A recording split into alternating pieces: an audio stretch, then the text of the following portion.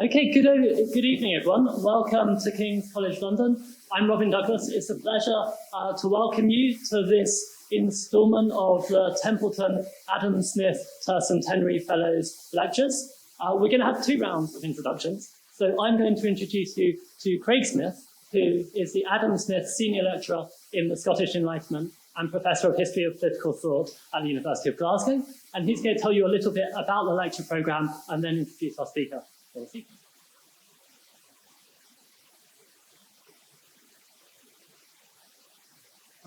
Thank you, Robin, and thank you for helping organise this event. Robin, along with his colleague Paul Sager, have been involved in organising this instalment of the Adam Smith Tercentenary Fellows Lectures, based out of the University of Glasgow, and this the 300th anniversary of the birth of Adam Smith. The University of Glasgow is Adam Smith's academic home. He joined the university as a student in 1737 and returned to the university first as Professor of Logic in 1751 and then a year later as Professor of Moral Philosophy, a post he held until he left academic life in 1764. The research that formed the basis of his 2 great books, The Theory of Moral Sentiments, published in 1759, and An Inquiry into the Nature and Causes of the Wealth of Nations, published in 1776, took place during his time at Glasgow.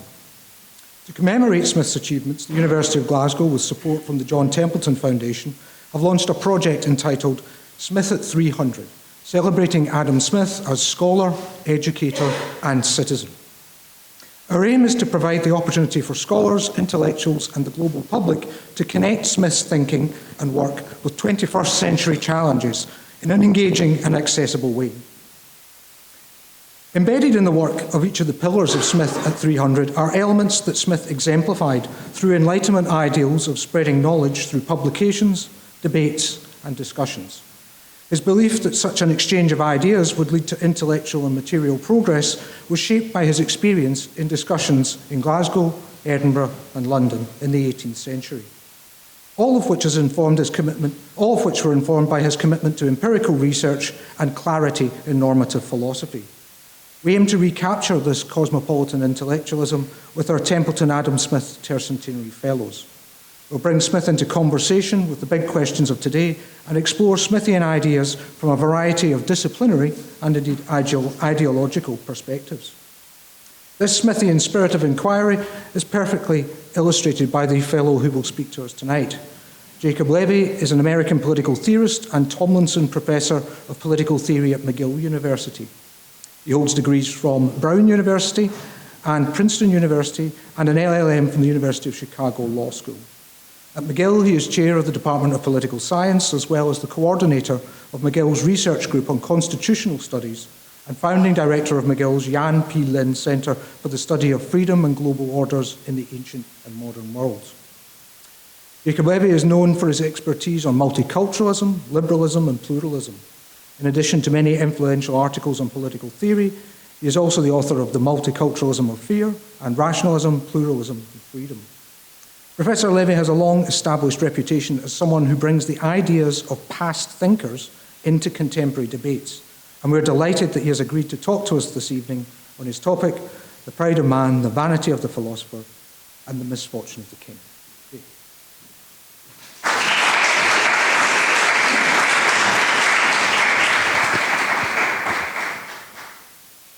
Thank you very much. Thank you to everyone for coming out. Thank you very much to KCL for hosting my tercentenary lecture. I'm a long-standing admirer of many of the scholars individually in political economy at KCL and the inter and multidisciplinary character of the institution that has been built here within my living memory. Thank you, of course, also to the University of Glasgow and to Craig and his colleague Graham Roy for the extraordinary programming they've put together over the course of this calendar year, commemorating the 300th anniversary of Adam Smith's birth. I was able to take part in the Tercentenary Conference at Glasgow in June and been a part of, and my students have been parts of, a variety of the celebratory events. It's really been an exceptional kind of worldwide academic event, and I'm tremendously honored to be able to take this particular part in it. I am not an Adam Smith scholar.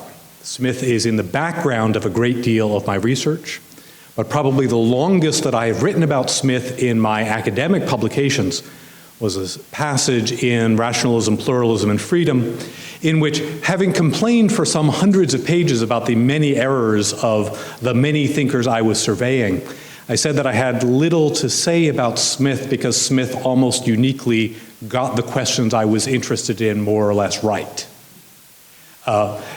That someone got things more or less right means that there are some kinds of research you can't do about them, but there are kinds of research that you can do inspired by them. Smith has been a source of methodological and normative inspiration in much of my work. In the lecture tonight, I'm going to start to talk about some of the ways in which Smith is actually figuring into my now ongoing and future scholarship, which are ways that work with Smith's ability to write about things and draw further lessons from what it is he has to teach us. I'm going to be devoting a lot of attention to a few passages in Adam Smith, and this might worry some people. There are, after all, many hundreds and thousands of pages across even the two great published works, to say nothing of the lectures on jurisprudence, and there are risks of cherry picking. To that I will plead two things. One is that the material I'm referring to is drawn from sections of both Moral Sentiments and Wealth of Nations that span many hundreds of pages. Indeed, I'll suggest they take up more of Wealth of Nations in particular than the more famous bits. And second, that we read Adam Smith through lenses provided by a few passages. There's an Adam Smith that we encounter when all that we've ever read is truck barter and exchange, the pin factory, and the paragraph about the invisible hand. There's a very different Adam Smith who in recent decades has come to a kind of public prominence that arises from reading two paragraphs about the stultifying effects of the division of labor and one sentence about when regulations are in the interest of the working man, they are always just. I'll maintain that what I'm offering you tonight are passages that are actually more representative. They are certainly no fewer than those. And at a minimum, I hope to offer a way to approach and read Smith that complements those other more familiar ways by drawing on and drawing attention to passages drawn from across the two great works. In the memorable first line of the Theory of Moral Sentiments, Adam Smith gave us a tempting dichotomy about human motivation and psychology. How selfish soever man may be supposed, he said, there are evidently some principles in his nature which interest him in the fortune of others and render their happiness necessary to him, though he derives nothing from it except the pleasure of seeing it. On the one hand, the possibility of self-interest, on the other, the reality of sympathy and fellow feeling. When we pair that sentence with the observation in the Wealth of Nations that, quote, it is not from the benevolence of the butcher, the brewer, or the baker that we expect our dinner, but from their regard to their own interest. It seems clear enough that these are two models of human motivation Smith is concerned with, and that understanding his social theory as a whole will be a matter of working out the relationship between them, understanding how they coexist, and studying when they interact. From this, we get an idea of Smith the moral philosopher and Smith the economist, not contradicting each other, as careless readers used to suppose, but perhaps explaining different moments and sites of human sociability. Perhaps personal relationships on one hand, and the arm's-length interactions of the marketplace on the other. That separate spheres image gets a little bit right and a lot wrong about the relationship of TMS to Wealth of Nations, and about those ways those two aspects of human psychology coexist in Smith's scholarship. My concern for tonight isn't what that two spheres model gets wrong, but what it leads us to neglect altogether. Smith's model of human psychology and motivation is rich and complex, and it does not just toggle back and forth between self-interest and benevolence. Both our prudence and our beneficence are nested within a theory of sociability and learning in which humans in society are constantly observing and being observed, comparing and being compared, judging and being judged. And those processes, in Smith's account, generate a variety of kinds of moral outcomes, including pride and a concern with social standing. Many of these outcomes are entirely morally and socially healthy. My attention tonight is going to be on some that are decidedly otherwise. I've taken the title of my lecture from 3 important instances of the unhealthy sort. And to start, I'm going to give abbreviated versions of the 3 key passages. We'll be returning to each of them at greater length. First, the pride of man makes him love to domineer, and nothing mortifies him so much as to be obliged to condescend to his inferiors. Whenever the law allows it, and the nature of the work can afford it, therefore, he will generally prefer the service of slaves to freemen. Second, the difference between the most dissimilar characters, between a philosopher and a common street porter, seems to arise not so much from nature as from habit, custom, and education. When they came into the world, and for perhaps the first 6 or 8 years of their existence, they were very much alike, and neither their parents nor playfellows could perceive any remarkable difference. About that age, or soon thereafter, they came to be employed in very different occupations. The difference of talents then comes to be taken notice of, and widens by degrees, till at last the vanity of the philosopher is willing to acknowledge scarce any resemblance. And third, a passage about the great and powerful. Every calamity that befalls them, every injury that is done them, excites in the breast of the spectator 10 times more compassion and resentment than he would have felt had the same things happened to other men. It is the misfortune of kings only which afford the proper subjects for tragedy. I'm going to mention a couple of other examples as we go, but these 3 spread across TMS and 2 different parts of Wealth of Nations should establish the idea to start with. Adam Smith's theory of motivation and human psychology absolutely includes the love of power, the desire to distance ourselves from those over whom we have power, and the desire to identify with those who have more power than we do. This is obviously not benevolent fellow feeling, but neither is it a mindset of material self-interest. Indeed, as we'll see, it often directly opposes economic advantage.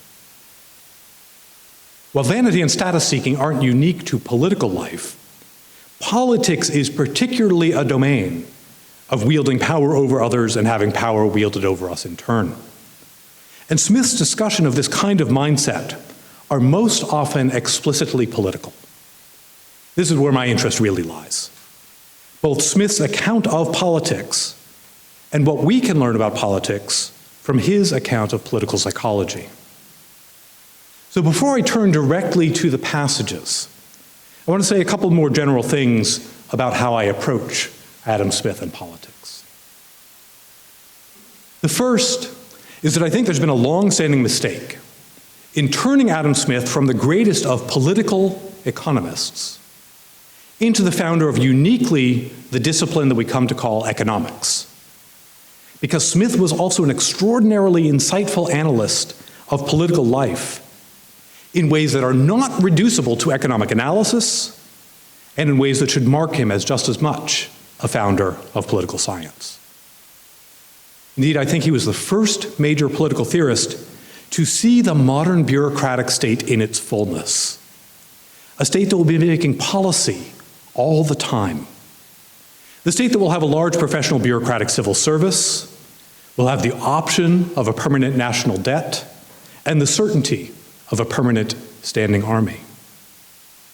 Book 5 of Wealth of Nations in particular is decades ahead of its time in its understanding of what kind of thing the modern state is turning out to be, as well as in its social scientific approach to the explanation of systems of coercion and violence. But more generally, if we divide political economy into the questions that will become economics and the questions that will become political science, 3 of the 5 books of Wealth of Nations are squarely political science, and the other 2 are infused with constant reference to and discussion of political questions. It is the wealth of nations, not the wealth of individuals on one hand or humanity on the other, that he takes as official object of inquiry, even though he cares about the prosperity of individual human beings, even though he believes in the moral worth of all, and even though he argues that the prosperity through increasing international global trade benefits all of humanity. We misunderstand Smith when we don't think of him as a political scientist. To note 2 examples. The famous indictment that I mentioned before of the effects of the advanced division of labor on the minds of workers is not an argument about economic justice. It is explicitly an argument about whether the citizenry who is so employed will be well informed enough and thoughtful enough to resist political demagoguery and physically fit enough to take part in national defense. The second example, the defense of the Navigation Acts and their protectionism for shipbuilding is not, as it is sometimes taken to be, an ad hoc infant industries argument that shows up out of nowhere and fails to cohere with his theory of free trade. It is rather a specific argument about what we would now call the arms industry and the national security justification for not outsourcing your most critical weapons of war, as ships were to 18th century Britain. I'm not going to make the case at any great length for Adam Smith as a founder of political science. I mean for the talk itself to count as a kind of evidence for the value of treating him that way. But I want to be explicit up front that I approach these questions of political psychology not as scattered asides spread across 2 books that are really about moral philosophy and economics respectively, but as carefully developed pieces of a unified theory of politics that runs through both works. The other building block to put in place early on is methodological. While this is not a talk about the invisible hand of the marketplace, I am going to ask that we keep in mind the novel, fascinating methodological move of the invisible hand, which is that, quote, he neither intends to promote the public interest nor knows how much he is promoting it, but rather, in this as in many other cases, is led by an invisible hand to promote an end which was no part of his intention. Nor is it always the worse for society that it was no part of it. By pursuing his own interest, he frequently promotes that of the society more effectually than when he really intends to promote it. I have never known much good to be done by those who affected to trade for the public good. It's possible to read this passage and its close cousin in the theory of moral sentiments that also uses the invisible hand metaphor in a way that is Pollyannish and providentialist. The invisible hand arranges things so that all is for the best in this best of all possible worlds. This is easier to believe if one takes seriously Smith's occasional hint that the impartial spectator in TMS is in some sense a voice of God. Because the core of TMS is a kind of invisible hand transformation of the individual desire for esteem into a shared system of morality. Maybe invisible hands are the hand of God leading us to good outcomes. But on another reading, and this is the one on which I'm going to rely, the invisible hand is a revolutionary claim in social science and social theory about the relationship between individual actions and social outcomes. it can at least sometimes be the case.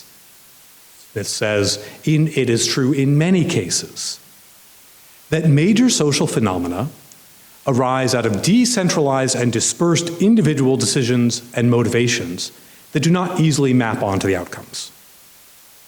The phenomena might be basically unrelated to the intentions of the actors, as in the invisible hand passage itself. It's not that merchants are against social prosperity, it's just that they don't care about it. But the outcome and the intention might not just be unrelated, they might actually be contrary. I take it that the treatment in Wealth Book 3 of the feudal nobility undermining itself one purchased bauble at a time, and facilitating the ascendancy of cities and commerce and the bourgeoisie, is an invisible hand story of that sort. Here I want to acknowledge, but bracket for the specialists in the audience, Adam Schleicher's warning that we should keep invisible hand explanations as a distinct subset of the broader category of Smithian social explanations where there is this kind of mismatch between outcomes and intentions. As I said, I'm going to bracket that. I'm going to call all of these individual hand explanations and refer those who are interested to Schleicher's argument that makes finer-grained distinctions among this broad category of Smithian explanations. This generalization of the invisible hand into social science more broadly connects with what Friedrich Hayek called spontaneous order and what modern complexity theory has come to describe as emergent properties. We don't need to go into either of those concepts in any depth to grasp the basic idea, or to see how evolutionary it is in thinking about politics. In the history of political thought, we everywhere find stories that map the moral character of states onto the moral character of citizens or rulers or both. This goes from the city-soul analogy at the heart of Plato's Republic to the civic humanist and civic republican preoccupations with virtue that remained living ideas even in Smith's own time. It is true in a different way for the social contract tradition that treats politics as a special kind of combination of individual choices. I choose to trade my natural liberty for civil security, and so do you, and you, and you, and so that's what we all get. Invisible hand explanations start with individual decisions, but all those decisions together may yield something very different from anything any of us could have intended. Maybe something of a different moral character than any of us would have wanted. For the political theorists in the audience, this is part of my account of Smith as what we have come to call a realist rather than a moralist. Political questions are irreducible to individual level morality. That's part of my account of Smith as a realist alongside Smith's claims that, quote, the violence and injustice of the rulers of mankind is an ancient evil for which I am afraid the nature of human affairs can scarce admit of a remedy. But for everyone else who's uninterested in contemporary political realism, I'll just say this is my account of him as a political scientist. Looking at the way systems of power, systems of coercion, and systems of legitimation emerge out of many individual decisions that did not aim at them, and the normative character of those systems as systems. For tonight's purpose, just notice that invisible hand explanations provide a bridge between individual motivations and social outcomes, but not a reduction or mapping. The pride of man is an input into Smith's political science, just as much as the advantage of the butcher is an input into his economics. The character of the output remains to be seen.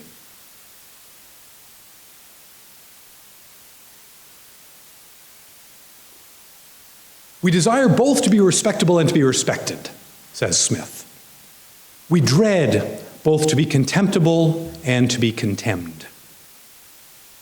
Smith thinks we observe others and judge whether their actions are praiseworthy or not. We observe others judging us and understand why they praise or condemn what they do. We move from the raw social inputs of what people in fact praise and condemn through a process that combines the sympathetic wishes to be praised and not blamed, and to share judgments of praise or blame with other people, and also the cognitive activity of turning those social inputs into general rules and norms that we can understand and endorse. This is the central fact of human moral psychology in Smith. In the moments of abstract generalization, the moments when we seek to please the impartial spectator within rather than real empirical spectators without, we critically reflect on the actual practices of praise and blame in our society. But we rely on those practices too, and we never shake loose our concern with actual praise and blame, nor should we. Our responsiveness to the actual judgments of others is not for Smith, as it might be for some philosophers, an immaturity to be outgrown as we become more and more concerned with philosophical truths and the judgments of the impartial spectator. It is an aspect of our sociability and our mutual accountability in a shared world. And Smith has little patience for the arrogance of the man who thinks he knows morally better than everyone else. But the desire to achieve actual respect, esteem, and praise, and to avoid their opposites, necessarily enmeshes us in the world of social standing, status, and power. They lead us to direct our sympathy upward, to imagine ourselves as fellows with those who stand above us, and to withhold it downward, denying identification with those below. We want a share and a reflection of the esteem given to those who have much status, and we want distance from the contempt directed at those who have little.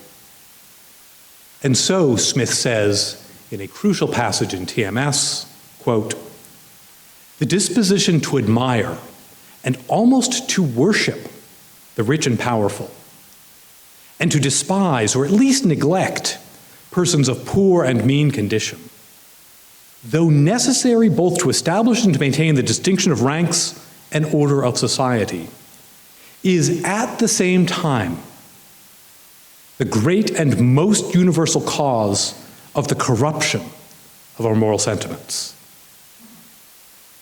Now, the idea that vanity, pride, and domination are problems in politics is, of course, not novel to Smith. But this close entanglement between those negative sentiments and our desirable sympathy is perhaps more unusual. A few years later, Kant will express a related thought memorably as unsocial sociability. I don't think we're in the habit of treating Smith as a theorist of unsocial sociability, but I think this passage directs us that we should be. I'll pause here to note that the two best treatments I know of this passage and the issues that it raises are by KCL's own Paul Sagar and by a recent McGill PhD, Ryan Griffiths. And I'll be drawing on what I've learned from both of them in what follows without a lot of subsequent citation. I follow Paul in thinking that for Smith this is not some special problem of 18th century commercial society, the way it might be for Rousseau. And I follow Ryan in seeing that Smith treats this disposition as foundational to political life. Ryan refers to it as Smith's fundamental fact of politics. The same sentiments that bring us into orderly political life in the first place also dispose us to over-sympathize with the powerful and under-sympathize with the powerless.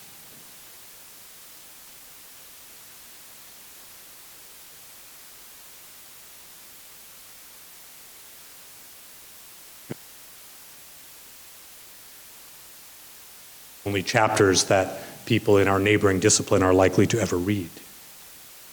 It's a useful place to start because it is not as overtly political as the other passages. And it helps us to see the general psychological tendencies that will become more and more important and aggravated as we move into more power-ridden or political circumstances. Long quotation. The difference of natural talents in different men is in reality much less than we are aware of. And the very different genius which appears to distinguish men of different professions when grown up to maturity is not, upon many occasions, so much the cause as the effect of the division of labor. The difference between the most dissimilar characters, between a philosopher and a common street porter, for example, seems to arise not so much from nature as from habit, custom, and education. And the few sentences about when they were children, they seemed very much alike. But after they take on their different professions, the difference of talents comes then to be taken notice of and widens by degrees, till at last the vanity of the philosopher is willing to acknowledge scarce any resemblance. Even though, by nature, a philosopher is not in genius and disposition half so different from a street porter as a mastiff is from a greyhound or a greyhound from a spaniel, or this last from a shepherd's dog. This is justifiably famous as a statement of Smith's deep moral egalitarianism. But descriptively, he's telling us how ubiquitous inegalitarian mindsets really are. Notice again the entanglement of a generally pro-social inclination, here the inclination to truck, barter, and exchange, that gives rise to the division of labor, with a much less attractive outcome. Notice, too, that while we most closely associate the division of labor in Smith with modern commercial or proto-industrial societies, with the pin factory, the propensity to truck, barter, and exchange that is the basis of this chapter in Wealth of Nations is not distinctively modern. And of course, neither is the vanity of the philosopher. Now, I think Smith is being a little bit playful in this material. It's the vanity of the philosopher, not the noble lord or the wartime general, not the wealthy banker or the global merchant, that is being punctured. It's a disarming and maybe self-deprecating move for a professor of moral philosophy to make. But I do think there's a sharp edge to it, an indictment of other philosophers and philosophical systems that have overvalued philosophy as an activity and as a way of life. Officially, though, the philosopher is just an example of a universal phenomenon. The division of labor interacts with the desire for esteem in a way that leads those engaged in higher status activities to exaggerate their differences from other people. They come to believe that their status reflects greater genius and merit, when it's closer to being true, says Smith, that their apparently greater intelligence is a result of the specialized work that they've taken on. The presumably innocuous philosopher is merely disdainful of the porter and is not his domineering master. And yet even so, the philosopher can hardly admit any resemblance. Smith needs to remind him, indeed, that they are not as different as different breeds of dogs. What happens with the division of labor between ruler and ruled, or the extreme case of the division of labor between master and slave? What happens when that acculturated sense of superiority gets joined to the love of domineering and the desire to sympathetically identify with the powerful class?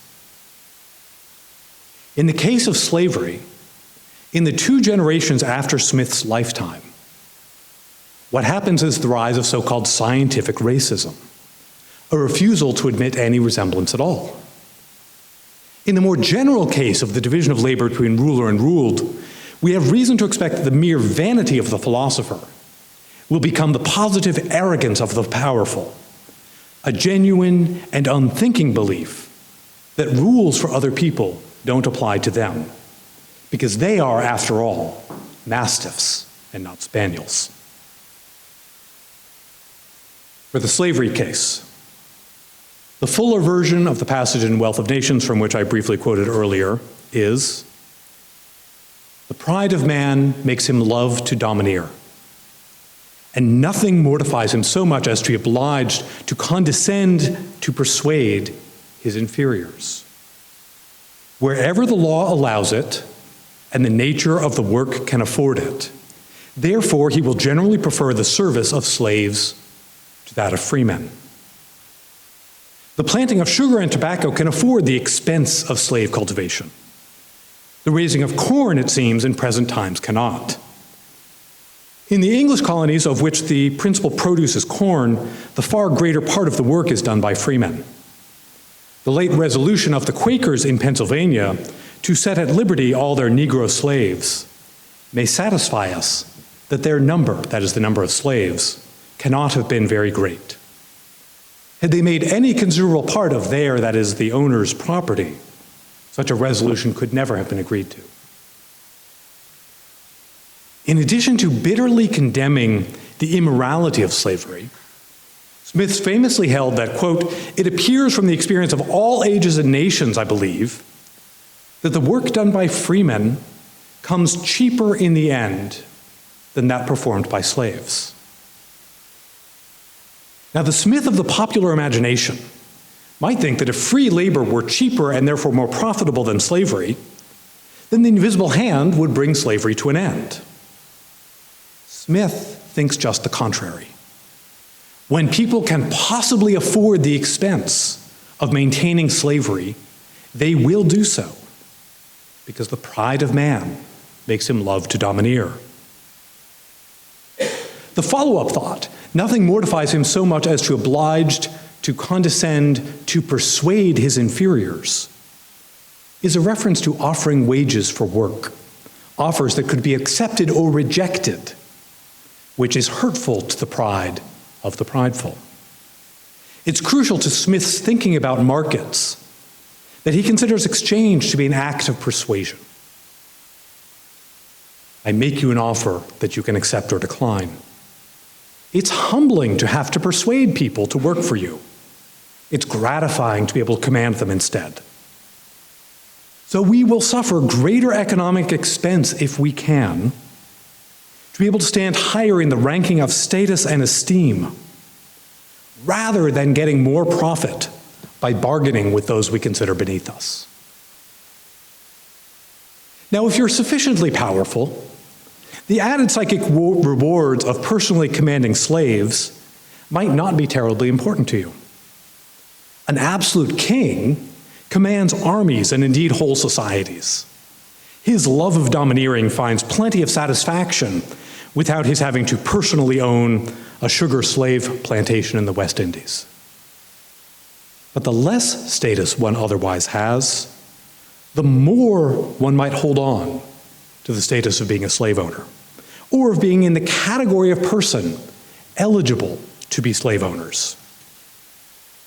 Our sympathetic identification with the powerful class, in the case of the Caribbean and North American slave systems of the 18th century, let's just call it the class of whites, matters tremendously.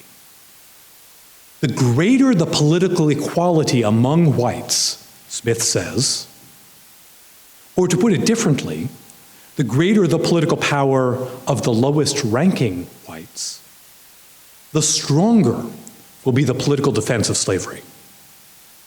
This is what Smith describes as happening.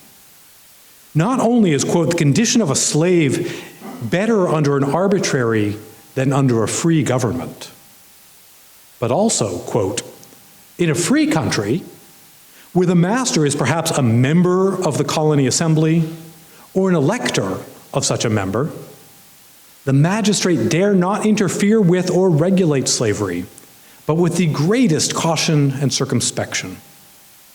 The respect which he, that is, say, the political official, is obliged to pay to the master, that is, say, the white electorate, renders it more difficult for him to protect the slave. And so, Smith held, in societies with free governments, the regulation or abolition of slavery would be slower, if not impossible.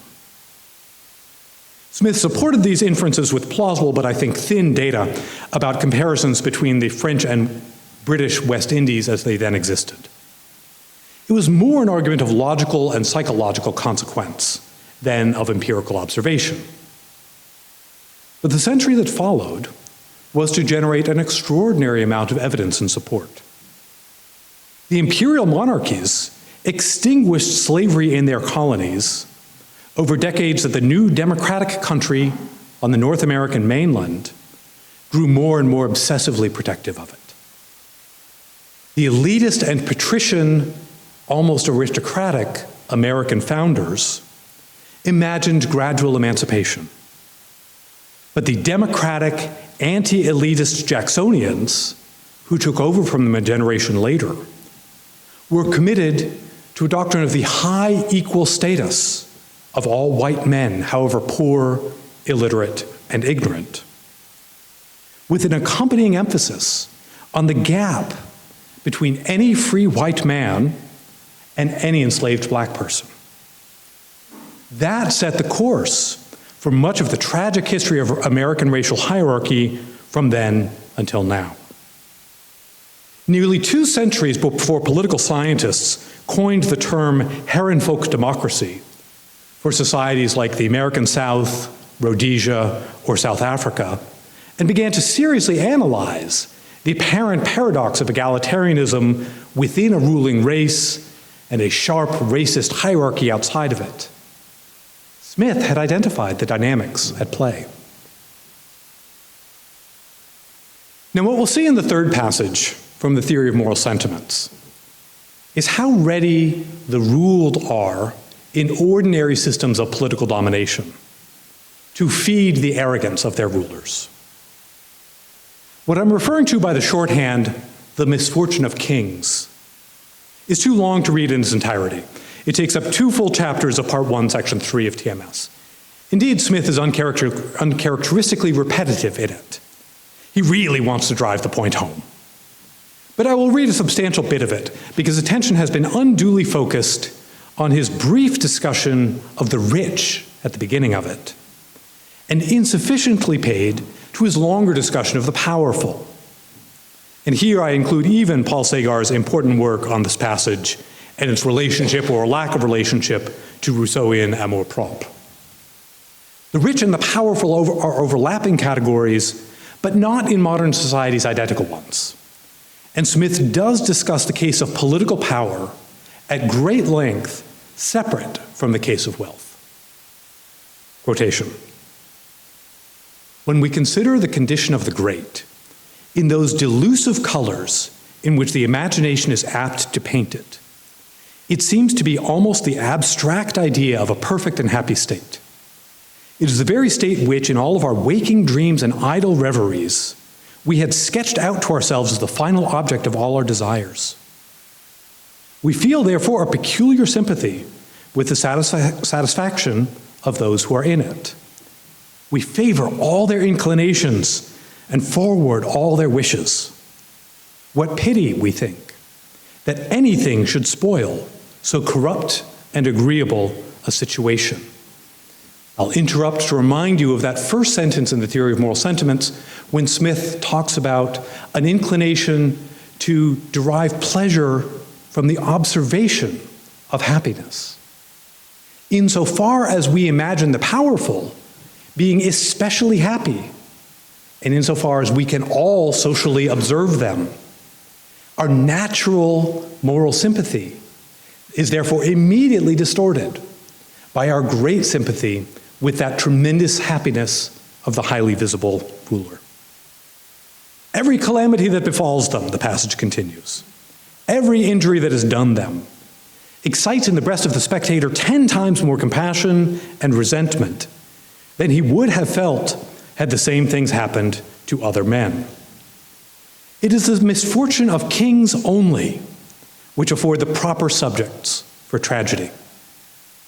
A stranger to human nature, who saw the indifference of men about the misery of their inferiors, and the regret and indignation which they feel for the misfortunes and sufferings of those above them, would be apt to imagine that pain must be more agonizing and the convulsions of death more terrible to persons of higher rank than to those of meaner stations.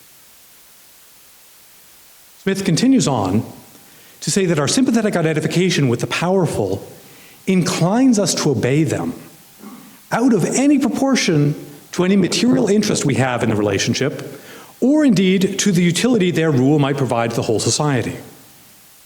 Quote, "We desire to serve them for their own sake, without any recompense but the vanity or honor of obliging them."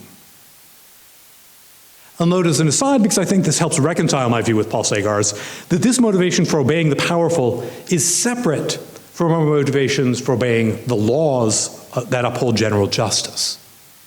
Because, as Smith argues both in Lectures on Jurisprudence and in Wealth of Nations, Book 5, the commands of kings and the laws of justice are separate practices with distinct institutional histories that only sometimes and gradually merge. We admire our rulers, disproportionate to any good they might do for us, disproportionate to any good they do at all. We sympathetically identify with them, resenting the pain of their injury. Indeed, in politics, we often neglect the injuries done to others altogether. Smith mentions how much people cared about the death of Charles I and how little they cared about all the other deaths of the Civil War combined. And Smith concludes, even when we do reach the point of finding some ruler's behavior intolerable, we're slow to act against them, and we're quick to forgive and forget. Now, things are slightly different in conditions of factional or partisan strife than they are with that of a monarch. We will not adopt the same attitude toward a president or prime minister who defeated our particular favorite candidate for those posts, the same way we might treat a crowned head. Not least because we disproportionately resent the injury that was done to our own favorite factional leader by this new ruler who defeated them. And we bizarrely nurse wounds on behalf of our defeated favorite. Now, as I said earlier, Smith was hardly the first to notice the problems of vanity, arrogance, or domination in political life or political psychology.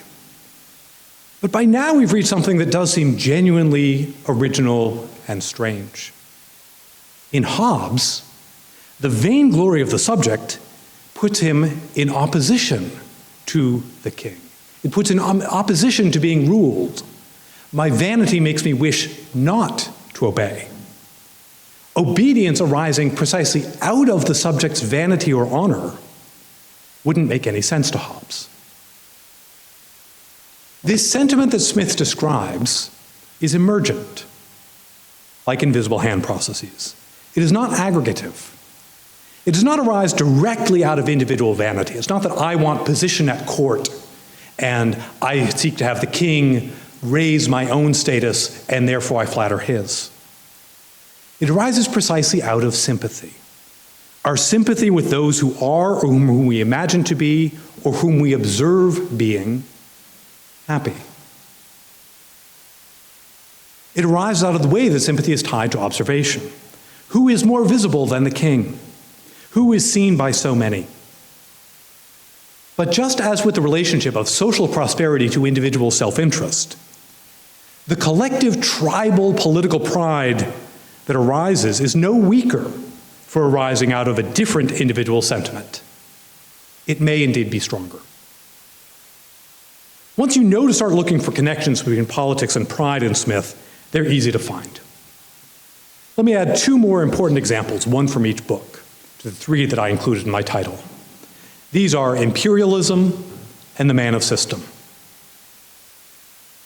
The Wealth of Nations is published in 1776, just as the American Revolutionary crisis is boiling over, a few months before the Declaration of American Independence. Smith is extremely critical of the British policies that have brought things to this point. And if he thinks that the Americans are wrong about some things and foolish about others, he still leaves no doubt as to where the blame fundamentally lies. Britain has put misguided mercantilism and the interests of the East India Company ahead of the true interests of both Britain and America.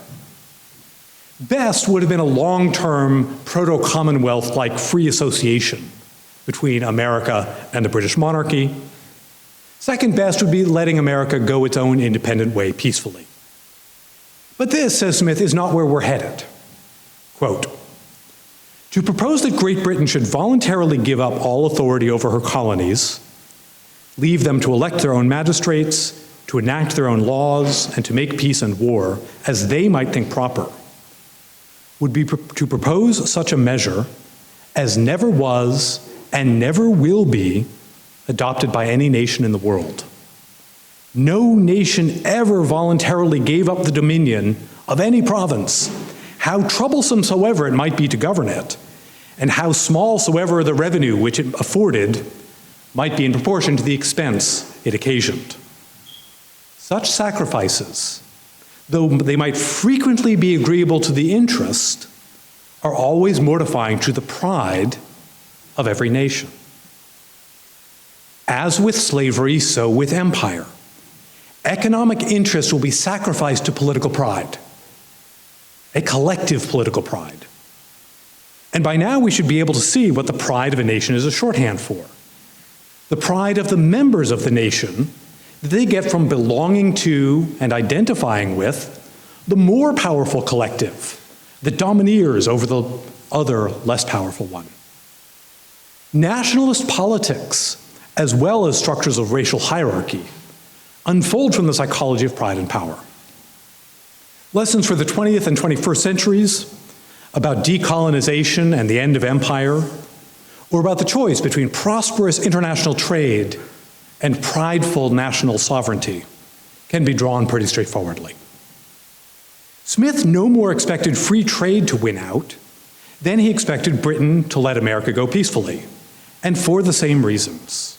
Quote, to expect indeed that the freedom of trade should ever be entirely restored in Great Britain is as absurd as to expect that an Oceania or Utopia should ever be established in it. Free trade is the right economic outcome, and it is utopian to expect it to be adopted. The establishment of utopias is the business of the lead character in the final passage I'll look at, the man of system. The man of system is a type of politician who appears in the 1790 edition of TMS, who, quote, seems to imagine that he can arrange the different members of a great society with as much ease as the hand arranges the different pieces upon a chessboard. He does not consider that the pieces upon the chessboard have no other principle of motion besides that which the hand impresses upon them, but that in the great chessboard of human society, every single piece has a principle of motion of its own, altogether different from that which the legislature might choose to impress upon it. The man of system is a destructive kind of reformer, opposed in Smith's telling to the reformer of benevolence and humanity. The man of system passage is both very important and very widely misunderstood.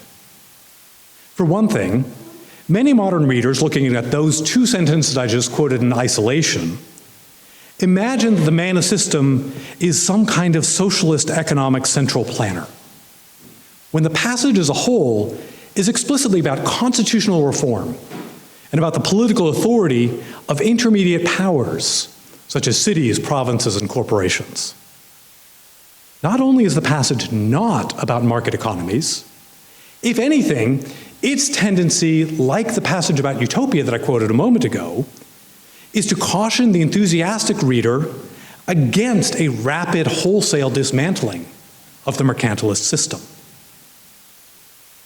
The man of system is also sometimes read as a technocrat, when in Smith's telling, he's a factional leader in times of intense partisan struggle, if not actual revolution and civil war.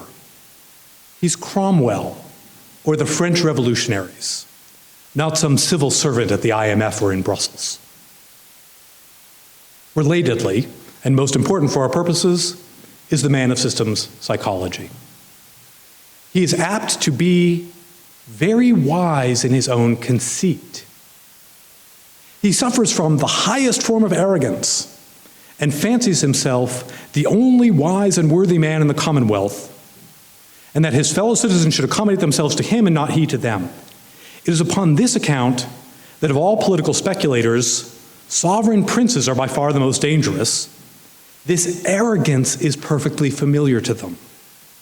They entertain no doubt of the immense superiority of their own judgment. Here there's an echo of the vanity of the philosopher too. By virtue of having been king, I grow to exaggerate my own greater merit and genius. Ryan Griffiths points out that this arrogance interacts with the over-identification from below that we find in the Misfortune of the King passage. The powerful political leader or king embarks on destructive projects in his arrogance and conceit, while the followers of his faction are more prone to venerate him and feed his arrogance than they are to keep him in check. I want to suggest that we're seeing something like invisible hands at work in all of these cases, even the vanity of the philosopher, and certainly all the other cases that are more overtly political.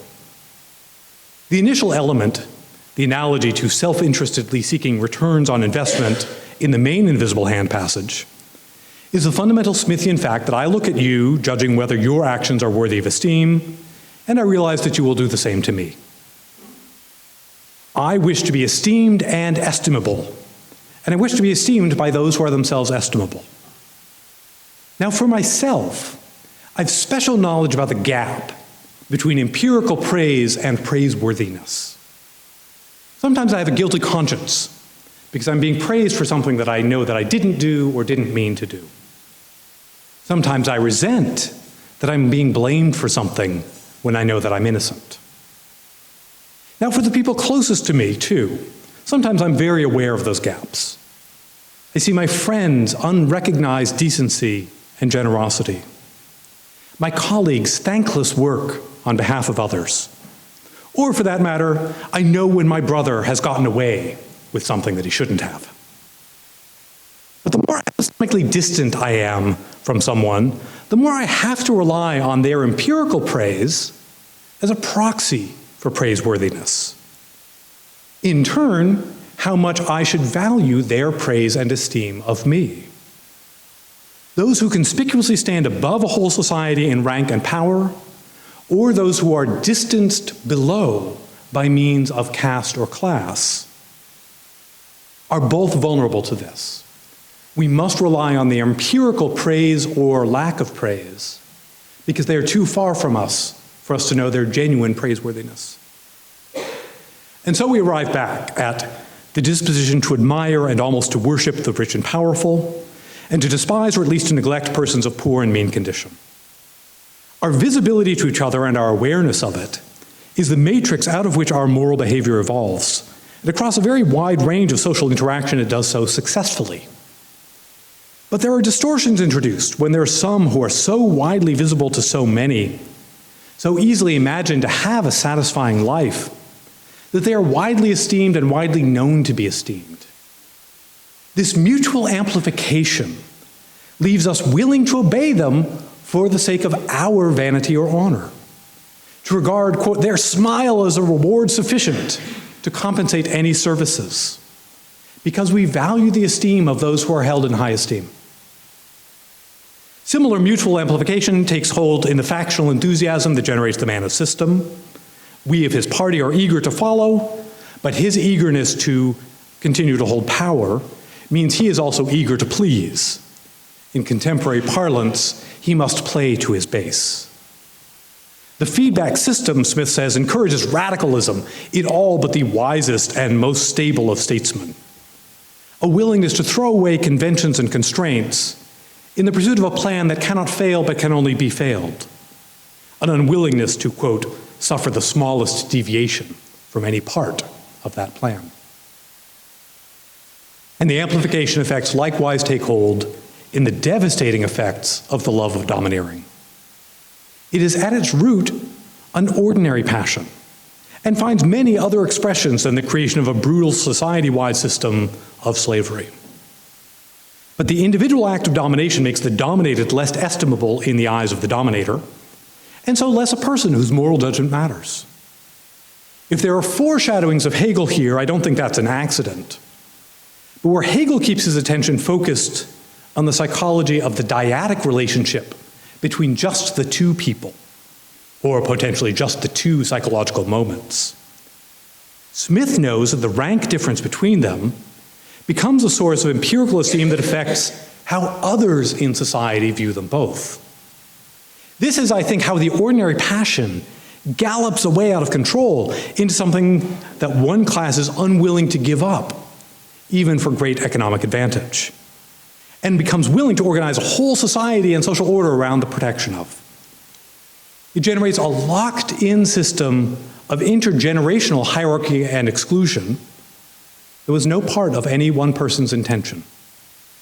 My desire to avoid being contemned, my desire to be praised by those who are at least my peers, if not betters, in social power, interacts with yours and yours and yours to create something thus that none of us could have imagined. What can we learn from all this for contemporary politics and political science? Perhaps the most obvious but therefore least interesting lessons are about national pride and the priority of national pride over global prosperity that I mentioned before. Smith offers us no shortcuts on how to escape those psychological traps. We are just reenacting roles that he described more than 200 years ago. But there's more than just the cases Smith mentioned. We might understand a great deal about the sources of injustice and political danger in the world. In an era when liberal politics looks very much more fragile than it seemed just a decade and a half ago, there's much value in returning to someone who taught about its original, very contingent emergence. There's something valuable even beyond his reassuring dictum that there is a great deal of ruin in a nation and that one shouldn't be too quick to assume imminent catastrophe. One critical lesson from Smith is the limited character of egalitarianism in democratic politics. Smith's contemporary Samuel Johnson was quick to point out the American hypocrisy combining liberty and slavery. 2 generations later, Tocqueville was to struggle with the apparent paradox of it.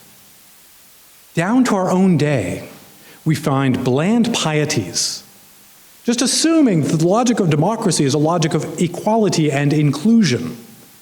And so finding it strange when democratic politics is over and over again vulnerable to the demagoguery of racism, nationalism, or xenophobia.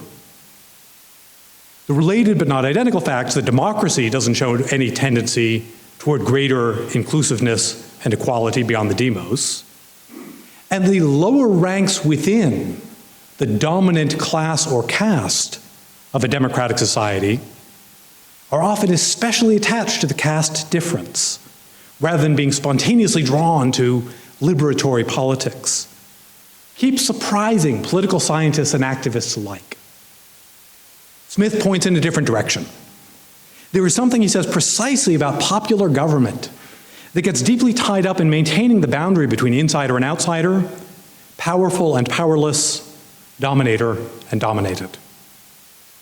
We've eventually come to call that something populism, in a way that treats it as anomalous, a disease that democratic societies caught and will eventually get over. Smith, I think, points us in a better direction of understanding the permanent structure of those challenges and those dangers.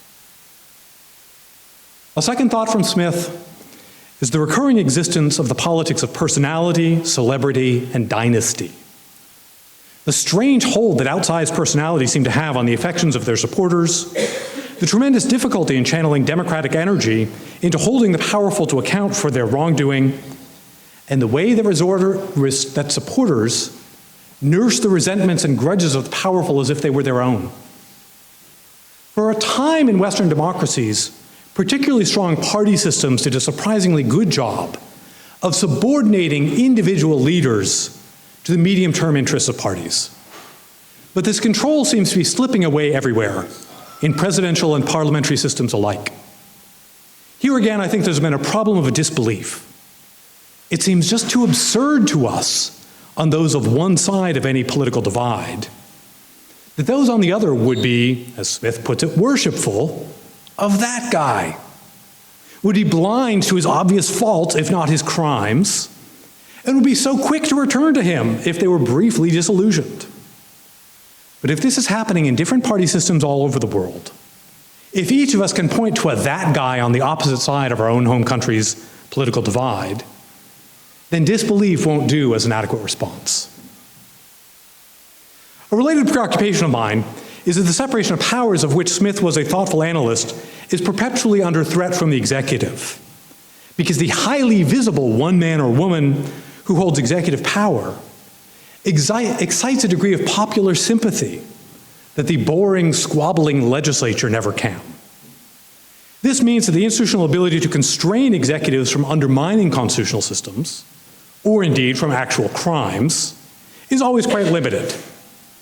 I think there are important lessons to draw on about which side to err on in our institutional design and constitutional lessons.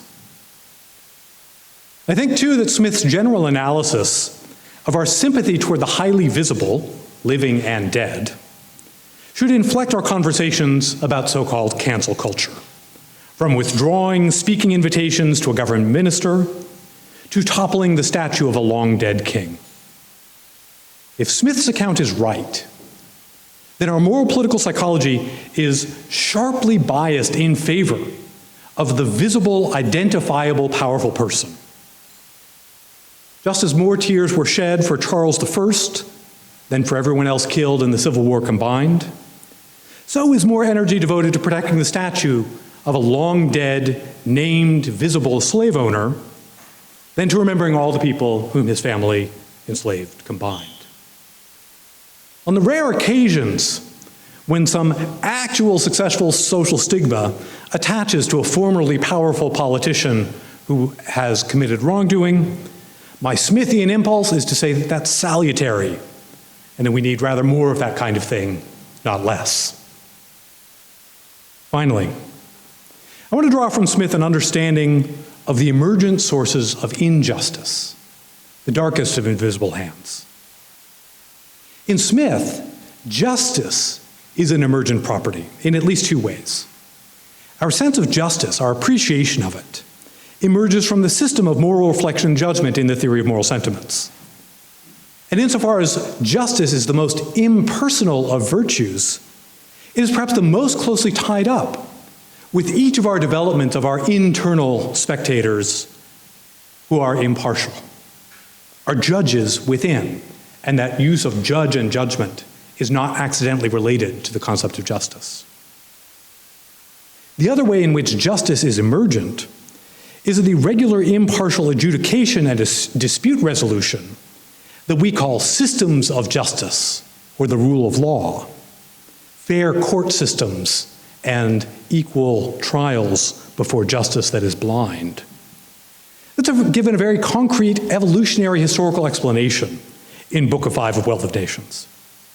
I won't rehearse the argument here, but I'll just say he treats the emergence of even roughly fair courts as a particular historical fact, happening relatively late in political history.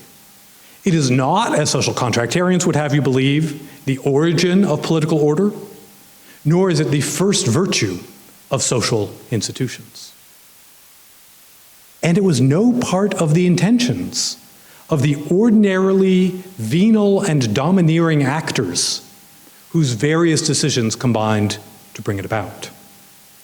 At the same time, for Smith, this impartial administration of justice is a crucial accomplishment and a necessary feature for the possible future development of improving and progressing commercial societies. If justice might be emergent, so too, I think, might injustice. Ordinary human actions and interactions sometimes generate extraordinary political and social evils. We have trouble grappling with this. We think there must be monsters at the back of a monstrous social fact. With the development of increasingly sophisticated understandings of ideas like systemic injustice or structural injustice, we're beginning to get past this, but we're just beginning. Plenty of people who casually discuss structural injustice will still simultaneously anthropomorphize responsibility for the creation and maintenance, supposing that the magnitude of the injustice entails the magnitude of the moral, misshapen character of the people who created it or bring it about. Drawing inspiration from Smith's understanding of how social systems emerge and normatively diverge from the motivations and normative character of the actors who brought it about, I think is going to allow us to make considerably greater progress on understanding social level injustice that comes apart in that way from what has happened at the level of individual actors to the potential benefit of our ability to propose reform or improvement, looking not to save the souls of the malefactors who must be secretly pulling the strings, but rather to focus on the structures of incentives that lead people's ordinary self-interest or ordinary pride, or indeed ordinary benevolent moral sympathy, to create and to perpetuate great wrongs in the world. So anyway is my hope for the research agenda of Smithian political science that I hope to see carried forward in the future. Thank you very much for your attention.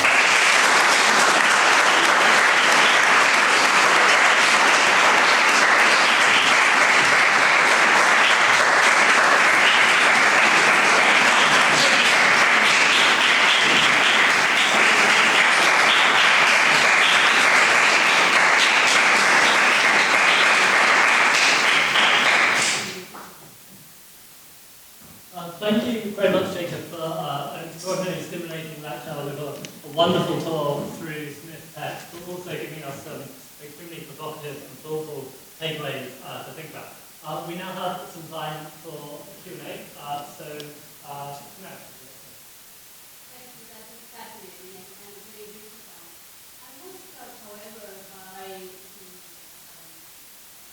your account of the invisible hand.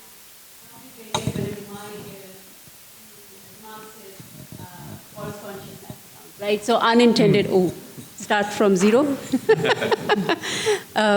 So it sounded very much like a false consciousness account, right? So with the unintended consequences, the consequences that are actually detrimental to our benefits. So the one difference that I can think of is that the Marxist account has a relatively structured teleology when we think about false consciousness. And what you proposed here is a bit more open-ended. But I wanted to press you a bit to say both about the similarities, if you see any, and the differences. Great. I nodded really vigorously thinking that you were going to go in a slightly different direction from where you went, which was not... I'll talk about both. The question I thought you were going to ask and the question you did. The question I thought you were going to ask was not about Marxism, and false consciousness is an invention of 20th century Marxism, not of Marx. Not about Marxism, but about Marx. Because Marx, more than almost any other social theorist, understood Smithian-style arguments about historical transformation. What we find in Book 3 of The Wealth of Nations, the history of how commercial society emerged out of feudalism, is taken up more or less directly by Marx. The way that one mode of production will succeed in another happens despite the intentions of the powerful actors at time one. They are constantly, they were in the past and the bourgeoisie will be in the future, undone by a kind of invisible hand, by a kind of cunning of history, to take Hegel's phrase. So I actually think that the Marxist and Marxian traditions share with the Smithian and contemporary spontaneous order traditions a willingness to think about social transformations that is usefully detached from individual level motivations. They both allow for history to happen, as it were, behind the backs of the actors. So I think there's a very strong and direct and explainable connection between Smith and Marx there. Marxism and false consciousness, I think you're right to hear echoes there. It is only going to be echoes, not only, I think, because of the open-ended character that you offered, but also because Smith would actually deny the label false. He doesn't believe that the person who chooses their status over their economic advantage is in some sense mistaken. Because esteem and the esteem of the estimable and so on, those are more fundamental to human motivation and human well-being than economic advantage are. When Smith says Britain won't give up America and Britain won't adopt free trade and slave owners won't give up their slaves, despite the profit to be had, there's a little bit of an undertone of saying, you fools, why won't you learn any economics? But there's not very much of that. Mostly he thinks they're responding to something that is genuine, something that you can't just disillusion them of. If there's going to be change, it has to be change at the level of moral psychology.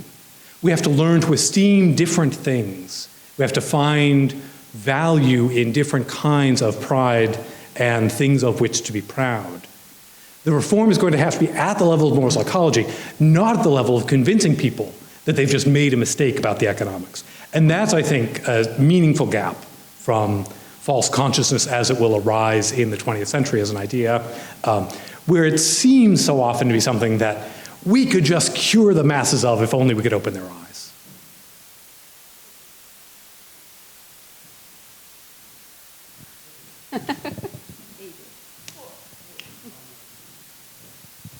Good. Oh, thank you very much for the talk, which I enjoyed a lot. And it's also, in a way, follows a little bit off the question of sort of where to map some of these insights with later theorists like Marx, 19th and 20th century. And I guess I wonder about the separation between the political and the economic that seemed implicit in how you were characterizing Smith and what you thought we could take away. It still seems like pride and domineering experiences are primarily located in the political sphere, and there's some background notion that the market relationship can tame those passions. So you said at one point, there's this idea that engaging in a market exchange kind of tames the pride. So there's a kind of Hirschman taming that's going on there.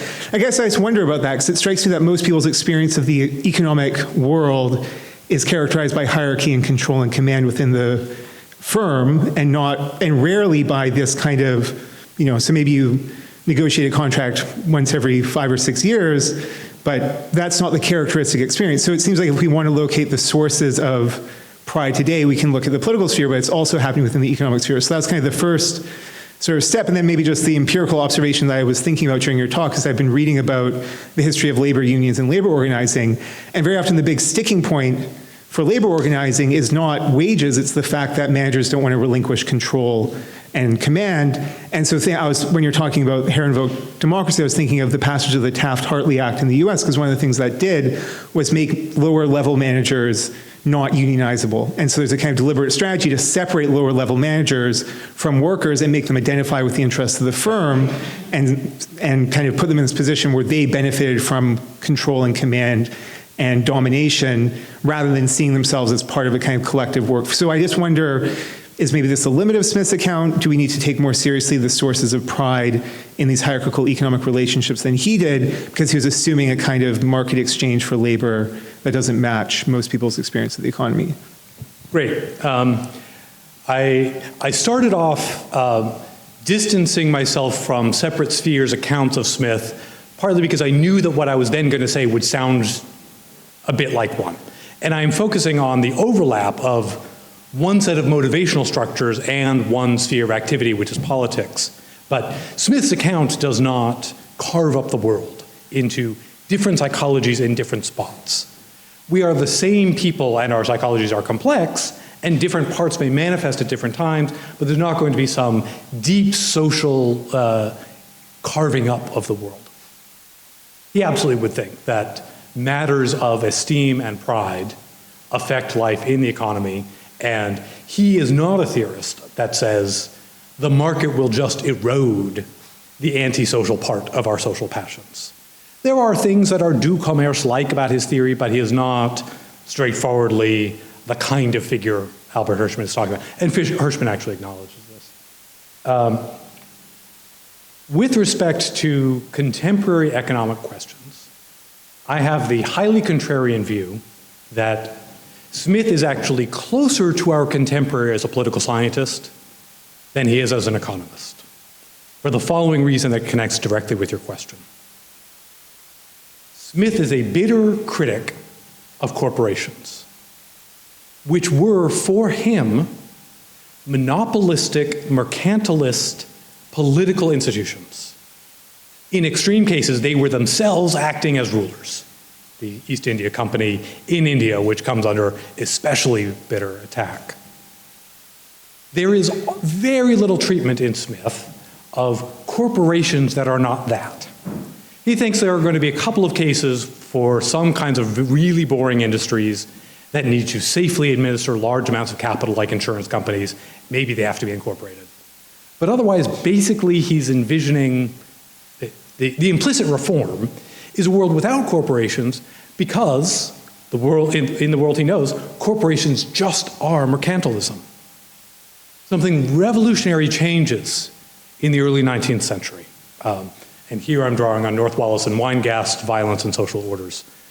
The shift to general incorporation, where anyone can form a corporation, and forming a corporation does not get you special monopoly privilege, it does not get you special political power, it is just a way of creating an organizational shell for any business.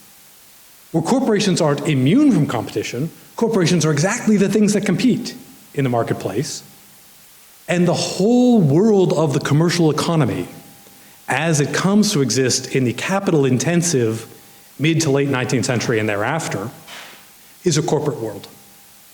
I think that we cannot fairly put Smith on either side of debates about that. And there are people who try. There are people who say, well, corporations are basically just individual economic actors, and Smith is in favor of freedom for individual economic actors.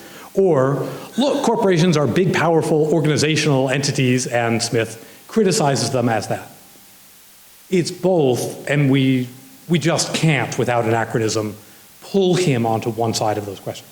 What you're offering is, I think, one fair branch, but it's not going to be determinately the right way to use Smithian ideas. And that's where I'm just going to leave it. Attempts to draw contemporary economic conclusions from Smith are going to run into a level of indeterminacy here at this point. But what you're suggesting is, I think, fairly in the spirit of the kind of Smithian analysis I'm offering.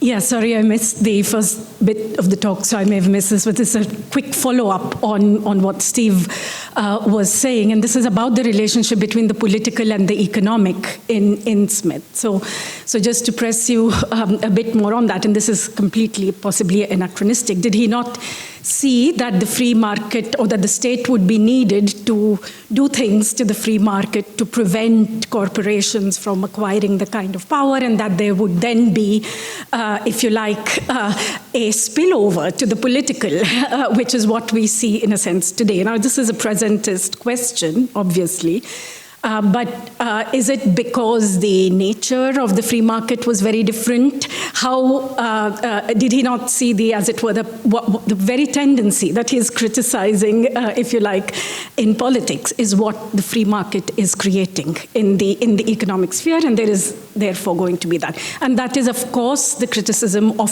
many liberals, that they did not see the, if you like, the link of the political with the economic. So yeah. The answer is no. He offers no such account because the market he was analyzing was not a free one. The Wealth of Nations is, as much as is anything else, a book about the power of special economic interests in politics. But the power of the special economic interests is the power of the mercantilist companies that destroy or distort or prevent free markets from happening. It is the power, in particular, of the East India Company over Parliament, and the degree to which the East India Company is able to, by exploiting these facts about national pride on the part of the electorate and the voters, the East India Company is able to advance its economic interests through the domination of politics. He does not say, here's how we can just design better political institutions that will get the influence of money out of politics. He does not offer a shortcut to getting out of it. What he does do, he thinks, is expose it and say, I am going to show how badly the economic interests of Britain and America and all of Europe is being distorted, corrupted, and destroyed by the domination of the corporations over politics. The question, doesn't he understand that in the free market this happens too, can't help but be anachronistic because he didn't confront a free market. He did not confront a world of corporations that could freely compete with each other and still be major global political actors. Again, the question about what lesson to draw from that is going to be indeterminate, because he's looking at a world that is different from the world that we look at, and there are going to be pieces of argument from him that we can draw that say a neutral general background rule of free competition is going to be more immune to mercantilist distortion.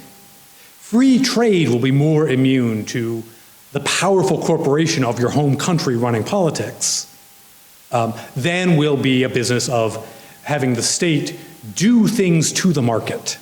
Because when the state does things to the market, it's going to be the powerful actors who decide what the state does.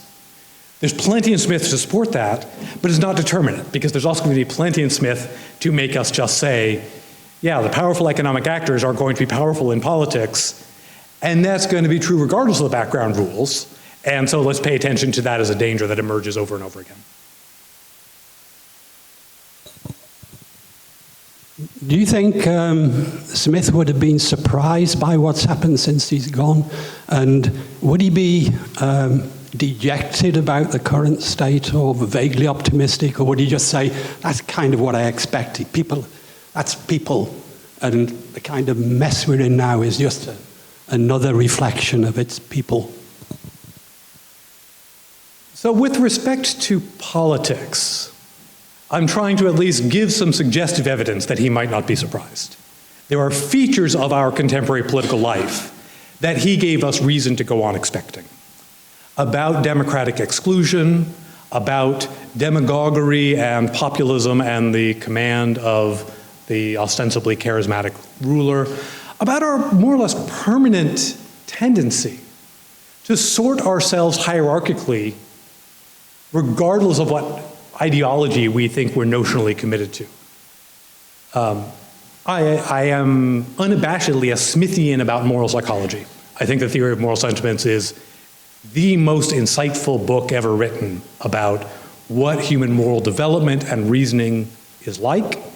And I look at a world full of people whom I can understand going through the same processes as Smith described us all going through all the time.